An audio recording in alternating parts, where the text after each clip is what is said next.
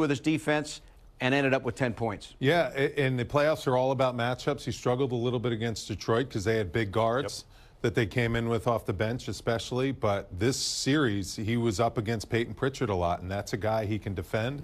That's a guy that he can get open looks against, and he was really good. I mean, we're talking like 58% from the field in this series. He was 4 for 7 tonight, and 54% from 3. How about the defense, the chase down block? I mean, the ball movement was really outstanding. Unbelievable. And he's got great, that was really good. And Deuce throwing it down right there. He's got great chemistry with Jalen Brunson. Jalen Brunson does a really good job of when he's on the floor knowing I got to get Deuce some open looks to get him into the rhythm of the game. That's what a point guard does. He knows how to get his guys going. And I think Jalen did a good job of finding Deuce a ton in this series. And they're coming into this game, because the numbers haven't updated yet, Deuce in this series was shooting over 50% from 3 and 50% from the field. And it's the impact that you're looking for from a guy like him off the bench. Because you know he's bringing the defense, but if he can give you a pop of offense, I mean, that's special. And you're going to need that in the next series now against Indiana. Really puts up a ton of points. So he could be an important. Him and McConnell. Yeah, that's another personal. That's a perfect matchup. Like, you got to take that personal, right? Those matchups, guy off the bench. When you start preparing for a team, you start thinking to yourself, okay, who am I going to be guarding? Who's going to be my matchup?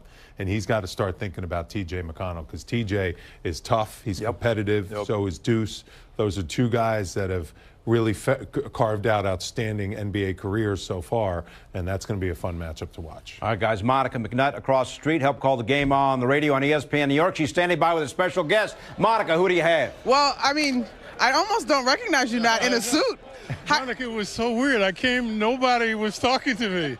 Nobody even looked at me. It was weird. Really casual, but I brought my work clothes tonight. Let's go to work, guys, right? And they did. The team absolutely did that. So back to the Eastern Conference Finals, Clyde. Just what went through your mind sitting courtside and being able to take this one in as a member of this organization? Well, sitting here courtside, I saw how physical the game is, but the defense was intense. They kept the Celtics 35 feet away all night.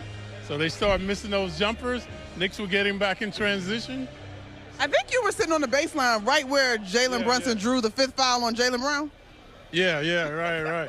Starks, man, he and Marbury, they're crazy, man. They need a seatbelt when they're on. I have heard those guys are great. Guys, I don't know if you guys got this note, but Josh Hart had his first playoff triple-double tonight. He joined you. I hate that guy. Wait a minute. He joined you as one of the guys that has been able to accomplish that. I think you did it game 1, 72 versus the Lakers. Was your playoff triple-double. But, Josh, I mean, we could talk about so many of the guys on this team, Clyde, but let's just start with Josh and his performance tonight. Well, he's the heart of the team. I mean, I saw the black eye. He was undaunted by that, you know, the good rebounding.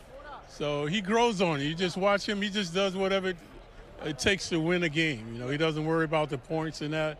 And like in the regular season, he broke my record, too.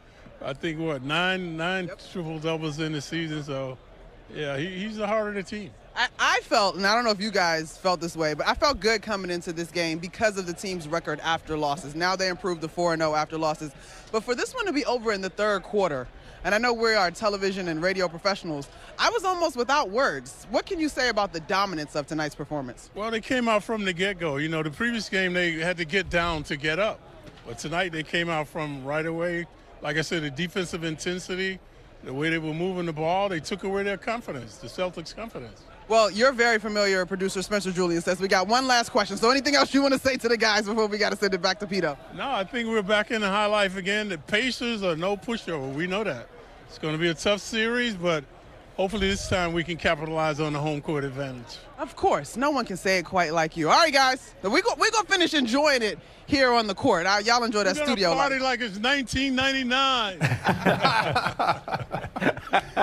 Monica, Clyde, thank you so much. Cannot beat having Clyde Frazier stopping here on the postgame show. Even in the Puma shirt, he still looks smooth, doesn't he? He doesn't need a tie. He still looks smooth. I'll tell you, that courtside celebrity row was big time. Big time. Lenny Kravitz. Woo. Yeah, Buster Rhymes. Yeah. And of course, you know, Ben Stiller, Timothy Chalamet, all the regulars, Edie Falco, like all of them being there. Like Strahan. Like I said, yeah, just talking to different people in the arena that we've seen over the years. That's why I said it was a catharsis. So many fans were just like, man, we've been waiting for this. The energy in that place. It was bananas. It was crazy. Yeah. Like, I'm literally getting chills watching every basket, every play. It's just The reaction. There's nothing like it. There's nothing like it. You have to experience what that does to your body, the adrenaline that you feel, even as a fan.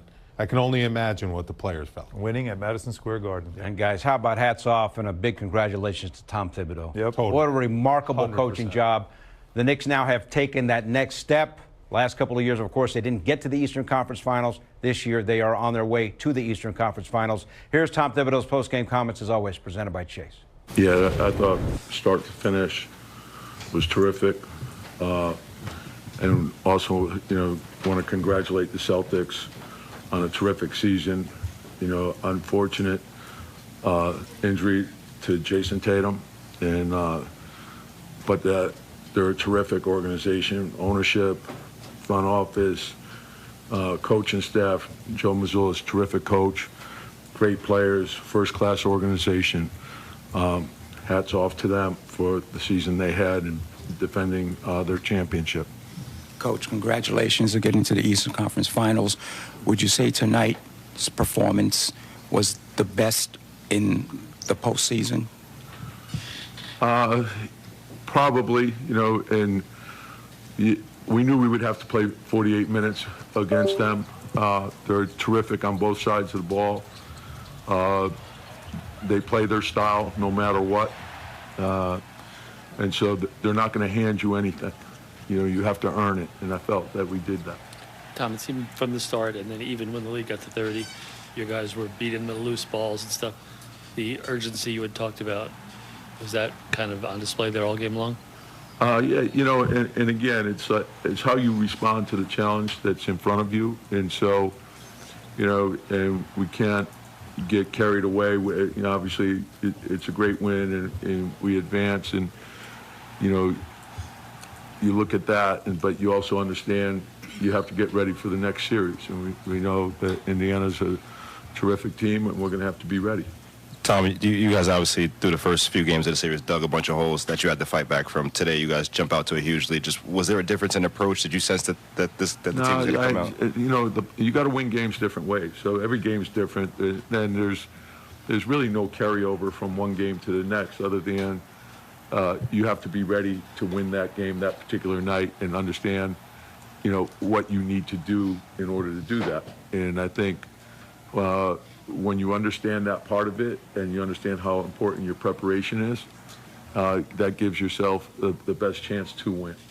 So you learn from each game and you try to move it forward. Tom, Mitch had a bunch of strong defensive possessions in that game. He had one in the first half where, transition closes out on Drew Holiday. Holiday ends up kicking to Brown in the corner. He takes away another three from Brown and then ends up getting the steal. So what's going through your mind when you watch a guy with that length just be able to take away that